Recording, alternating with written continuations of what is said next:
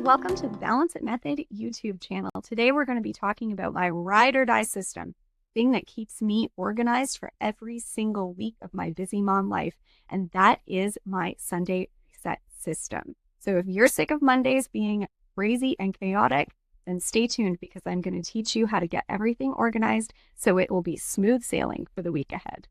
But before we dive into all the juicy details, let me introduce myself. Hi, my name is Tamara. I am a busy working mom just like you, and I've got a million things on that to-do list just like you. And I teach other busy working moms how to manage all those responsibilities that end up on our plate so that we can get things done without burning ourselves out in the process. So what you're going to get on this platform is a behind-the-scenes look at some of the systems that I use in my day-to-day life to keep my machine well-oiled and running as much as possible. So hopefully you can take this content, tweak it to fit your own life, and start to be able to manage your time a little bit better as well.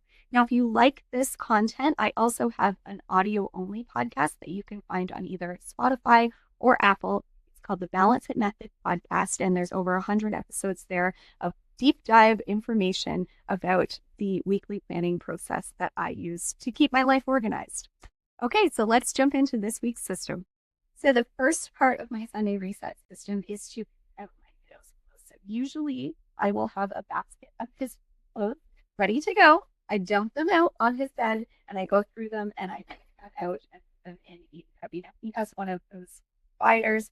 I picked it up on Amazon. Sometimes he helps to pick out the outfits. Sometimes when it's a busy theme week, I will make sure that I have outfits out for that, but otherwise I'm just going through his clean clothes into the cubbies. Now, if you are somebody that's too close to work, I clean houses, so not really an option for me, but you can do this for yourself. You don't need a cubby like this, but you can decide on your wardrobe ahead of time, and it's not going to save you tons of time in the morning because it doesn't take long to get dressed.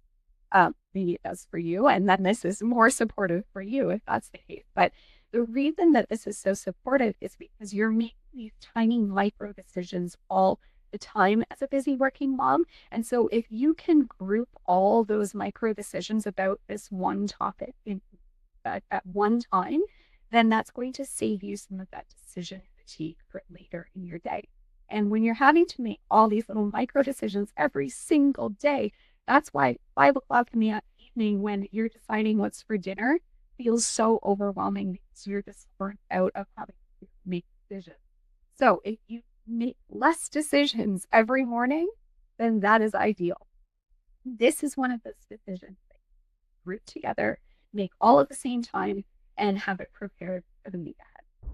Step number 2 of my Sunday reset system is to have a back in my office, and I've got my planner. Now, I like to use my Balance It Method planner that I designed with my Balance It Method planning system for busy working moms already built into it. This is available on Amazon if you want one, but any planner will really do. And basically what I'm doing is just transcribing everything that's happening into my week inside of a comprehensive plan using my system. Now, I'm not going to get into the details of how this stuff looks. If you want to learn more about that, you can check out any of the audio podcasts that are about weekly planning, or and take a look at the free resource that I have below that will help you get started on planning.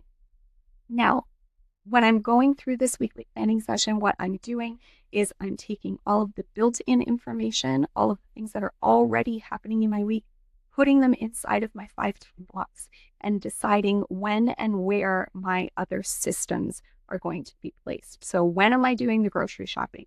When am I doing the laundry, and what laundry am I doing? When am I doing the cleaning, and what cleaning am I doing? All of those are systems that I've created for my home, and some of them I'll show on here in other episodes. But I am deciding where they belong in my week ahead. Once I get the week planned out, then I can focus on my meal plan for the week and also my budget check-in meeting I have with myself to make sure that I'm not overspending. Once I have my week planned out inside of my planner, I'm bringing any information that I need to communicate to the other people in the home, and I'm putting it on my family communication board. Now, this board can look however you want it to look. It could be a plain whiteboard, it could be a calendar version, it could be a paper calendar, whatever makes sense for your family. But having one place for everyone to look to answer all of their questions about what's happening, what's for dinner, where are we supposed to be, and when needs to be put onto a communication board. And this is going to take away that job of you having to be the chief information officer that's making sure that everybody is where they're supposed to be at whatever time.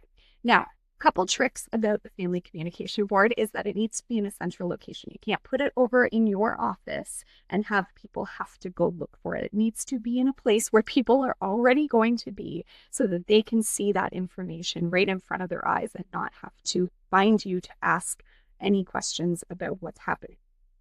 The other thing is that the only information that belongs on this board is information for other people. I don't put any of the things that I need to remember on this board. If it's an important reminder for myself, I put an alert into my phone so that I be reminded on the go. This is literally just for the other people in your home so that they know what's happening and when and what's for dinner so they can stop asking you questions.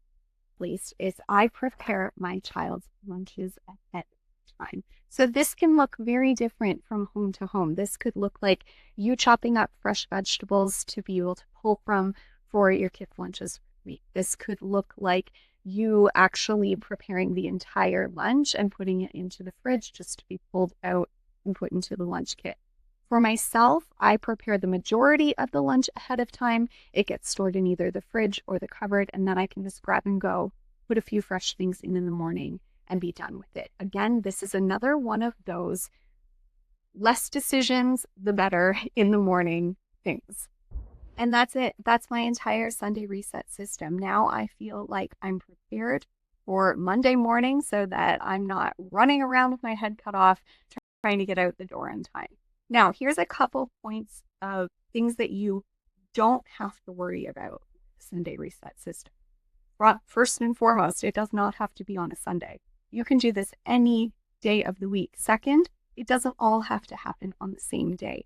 If I'm going away on the weekend, I will do part of the Sunday reset system on Friday afternoon before we leave and do the rest of it on Sunday when we come home.